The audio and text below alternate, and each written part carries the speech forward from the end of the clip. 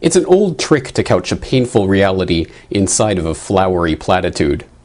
We hear it all the time in our daily lives, and for the most part we know how to read between the lines when someone tries to do it to us. When your doctor tells you that this will only hurt a bit, you know enough to brace yourself for a painful procedure. When your boss tells you that he has an exciting new project for you to work on, you know you're about to get saddled with a job that no one else wants to do. When a salesman tells you that a used car is a fixer-upper, you know that you're looking at a lemon. Similarly, when the IMF tells a nation that they need to implement austerity in order to get themselves out of a financial crisis, here too lies a gaping chasm between the language and the reality. Austerity is one of those Orwellian terms that has been injected into our political discourse precisely because it is a nice-sounding word for a very painful reality. Austerity implies discipline, self-restraint, even nobility. Austerity is prudent. Austerity is modest. Austerity is a virtue. It is an end in itself.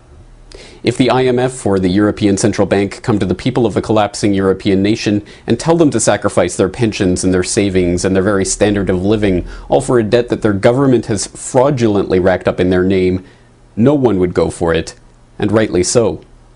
But tell those same people that they need to implement austerity measures in order to get back on their feet economically, and many will be willing to live in the harshest of conditions, content to put up with the dismantling of their nation itself, in the vain hope that by giving more power to the international financial institutions, they can somehow avoid economic collapse. The trick, of course, is that reality is completely the opposite. Like the doctor giving you false assurances that this will only hurt a bit, the economic amputation that the bankers have in store for the once proud nations of the industrialized world will be excruciating. Just ask anyone in the third world, they should know. They've been going through these austerity plans for decades. Ask the people of Ethiopia if the IMF World Bank economic therapy of the 1990s worked in their nation's favor. Ask them about the fire sale of state assets, public utilities, farms, and factories for pennies on the dollar to multinational corporations. Ask them how US aid helped to dump surplus genetically engineered crops that couldn't be sold in Europe on poor African nations as charitable food aid. The extent of the horrors inflicted on Ethiopia by the international financiers almost beggars description. The banksters weren't content to carve the country into pieces and sell the scraps to their big business cronies.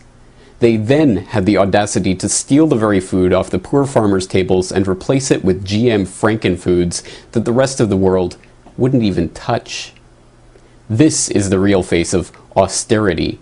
It is nothing less than economic slavery to an elite group of banksters who have created their own fiat wealth out of thin air. Nor is Ethiopia the only example of this procedure. Quite the contrary.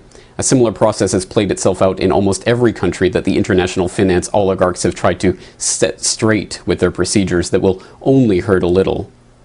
In Brazil, IMF reforms actually altered the nature of the Brazilian constitution, halting transfers of federal funds to state governments so that those funds could be used to pay the bankers their pound of flesh.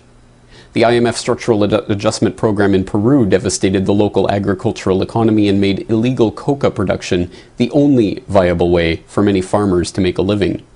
From the first IMF-sponsored economic reform package in Peru in 1978 to the second round of IMF reforms in the early 90s, coca production increased over 400%.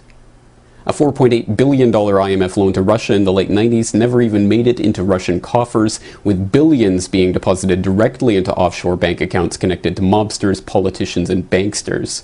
Despite the fact that the Russian people did not see a single ruble of the siphoned money, they were still responsible for paying it back to the international bankers who were kind enough to lend it to them at interest. Time and time again, in country after country, in every corner of the globe, IMF loans spell disaster for the people who are left holding the bag. The crux of the entire issue is that none of this is unexpected. In fact, it is part of the design of the IMF austerity programs themselves. As revealed by Joseph Stiglitz, the former chief economist of the World Bank, the IMF's modus operandi is to conduct economic raids of debtor nations, dismantling and selling off infrastructure for the benefit of foreign corporations, and making sure that all public money is used to pay off the bankers. He even has a name for what happens after the austerity plan inevitably results in the dissolution of a society: the IMF riot. Bolivians rioted over water prices, Indonesians rioted over food and fuel subsidies, Ecuadorians rioted over cooking gas prices, Argentinians rioted over the complete collapse of their once rich nation. The common denominator in all of these cases were austerity measures and the IMF. Now, the beginnings of IMF riots are shaping up in Europe.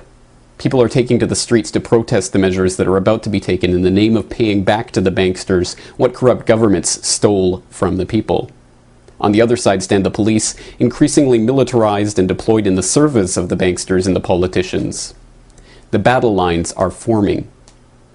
But is there another way out? Can the people of Europe learn from the examples of Iceland?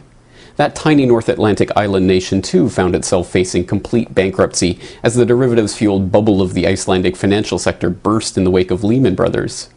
The people were once again left holding the bag for billions of dollars in debts owed to foreign banks, and the quiet streets of sleepy Reykjavik were erupting in violence. But in Iceland, the people did not fight the government, they became the government. A populist people movement forced the early collapse of Iceland's government, and non-politicians were swept into power.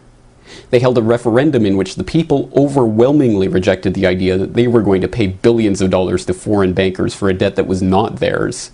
It was fraudulent, and they will not pay it. It remains to be seen whether the G20 nations will be able to follow the Icelandic example as the rot begins to eat away at the economies of the rich, industrialized nations.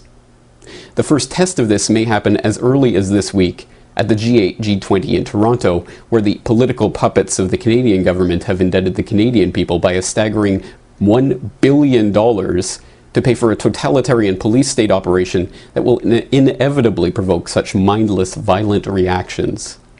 We stand at a crossroads where the people can rise up in mass against the financial oligarchs who are puppeteering this downfall and get rid of the political puppets of both the left and the right who fall into lockstep with the vultures of Wall Street no matter who sits in the White House. Or, not understanding what is happening or who is really behind it, the people can be led into senseless acts of violence against black-suited policemen in battles that will not address the root of the problem but will lead to pain and suffering.